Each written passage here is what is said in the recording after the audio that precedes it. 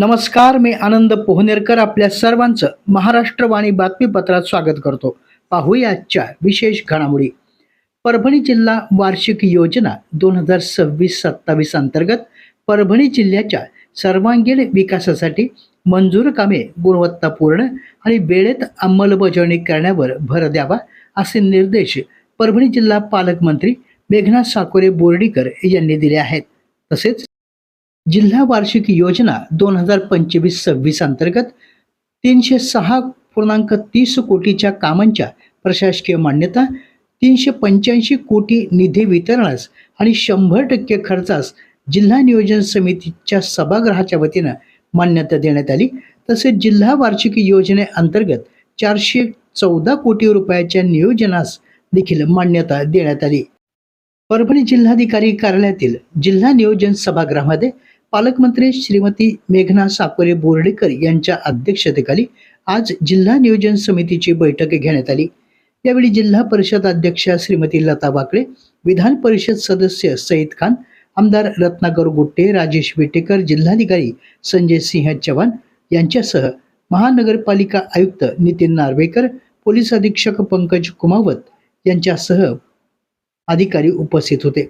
यावेळी खासदार संजय जाधव, पालक सचिव चंद्रकांत पुलकुंडवार आणि इतर लोकप्रतिनिधी दूरदृश्य प्रणालीद्वारे या बैठकीत उपस्थित होते.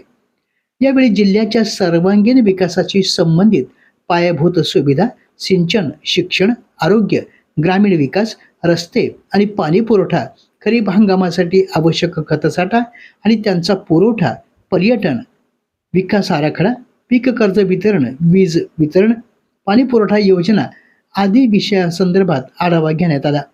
पर्यटन वाढीसाठी जिल्ह्यातील संत जनाबाई आणि साईबाबा यांच्या जन्मस्थानाचा सुधारित विकास आराखडा सादर करताना पर्यटन स्थळ आणि तीर्थक्षेत्राचा विकास करण्यासाठी त्याची यादी तयार करण्याचे निर्देश देखील पालकमंत्री बोर्डीकर यांनी यावेळी दिले. पावसाच्या खंडामुळे दुबार पेरणीची परिस्थिती निर्माण झाल्यास कृषी विभागानं तात्काळ पंचनामे आणि माहिती संकलित करून जिल्हाधिकाऱ्यांकडे अहवाल सादर करावा असे निर्देश देखील त्यांनी यावेळी दिले.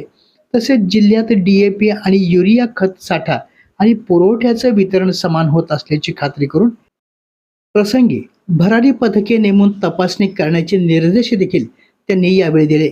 शेतकऱ्यांना पीक कर्ज मंजूर करताना बँका नकार देत असल्याचा लोकप्रतिनिधींनी मुद्दा उपस्थित केल्यावर पालकमंत्र्यांनी तात्काळ बैठक घेऊन प्रश्न मार्गी लावण्याच्या जिल्हाधिकाऱ्यांना सूचना केल्या. या प्रसंगी बैठकीमध्ये जिल्हा परिषद सदस्य सईद खान यांनी मुदगल, लासिना, डाकू पिंपरी, पेडगाव आदी भागातील अवैध रेती उपशाचा प्रश्न उपस्थित केला. यावर जिल्हा प्रशासन आणि पोलीस विभागाने योग्य समन्वयातून तातडीने कारवाई करण्यात येईल असे जिल्हाधिकारी यांनी स्पष्ट केले. घरकुल लाभार्थ्यांना 30 सप्टेंबरपर्यंत वाळू उपलब्ध करून देण्यासाठी 42 रेती घाटावरील साठ्याचे नियोजन करण्यात आले असल्याचे त्यांनी यावेळी स्पष्ट केलं. नुकत्याच झालेल्या पाऊस आणि वादळी वाऱ्यामुळे काही शेतकऱ्यांच्या शेड नेटचं मोठ्या प्रमाणावर नुकसान झालं. याबाबत आमदार राजेश विटेकर यांनी कृषी विभागानं याचा सकारात्मक अहवाल पाठविण्याच्या कृषी विभागाला सूचना केल्या. या बैठकीमध्ये जिल्हा वार्षिक योजनेअंतर्गत 2026-27 मध्ये 414 कोटी रुपयाच्या नियोजनास मान्यता देण्यात आली. याच अनुषंगानं बैठकीपूर्वी पालकमंत्री मेघना साकोरे बोर्डीकर यांच्या हस्ते सामाजिक वनीकरण विभागाच्या वन महोत्सव केंद्राचं उद्घाटन करण्यात आलं. यावेळी विभागीय वन अधिकारी राजेंद्र नाळे, विभागीय वन अधिकारी सामाजिक वनीकरण सायमा पठाण, उपजिल्हाधिकारी शोभा जाधव तसेच संबंधित अधिकारी यावेळी उपस्थित होते. वसंतराव नाईक मराठवाडा कृषी विद्यापीठातील प्रलंबित प्रश्नाबाबत प्रकल्पग्रस्त कृती समितीच्या वतीनं 14 जुलैपासून विद्यापीठाच्या मुख्य प्रवेशद्वारासमोर आमरण उपोषण सुरू करण्यात आले आहे.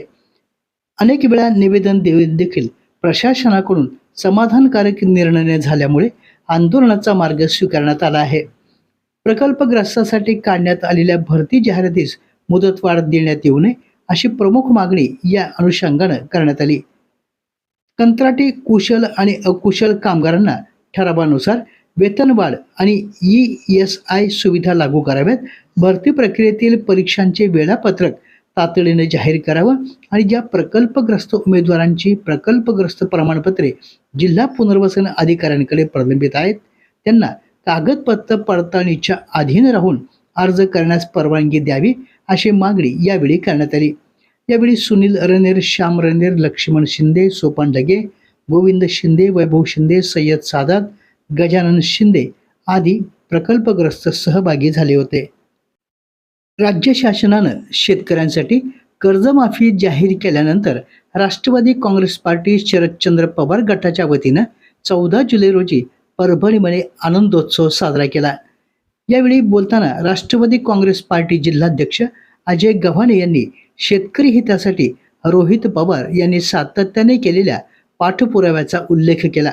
कांदा उत्पादक शेतकरी आणि कर्जमाफीसाठी उभारलेल्या चळवळीला यश मिळाल्याने महाराष्ट्रातील लाखो शेतकऱ्यांना मोठा दिलासा मिळाल्याचे त्यांनी स्पष्ट केले. शेतकऱ्यांच्या प्रश्नावर सातत्याने संघर्ष करणाऱ्या नेतृत्वामुळे शासनाला हा निर्णय घ्यावा लागल्याचे देखील त्यांनी यावेळी नमूद केले. यावेळी माजी आमदार विजय गव्हाणे, संतोष बोबडे, अमृत शिंदे, माणिक कदम, सुशील कदम, ॲडव्होकेट अंकुश कछवे, रहमान खान, सय्यद युनुस, वसंत शिंदे, सचिन फुलवर, विशाल जाधव, संदीप पंडित, पप्पू रिक्षे आदी पदाधिकारी उपस्थित होते.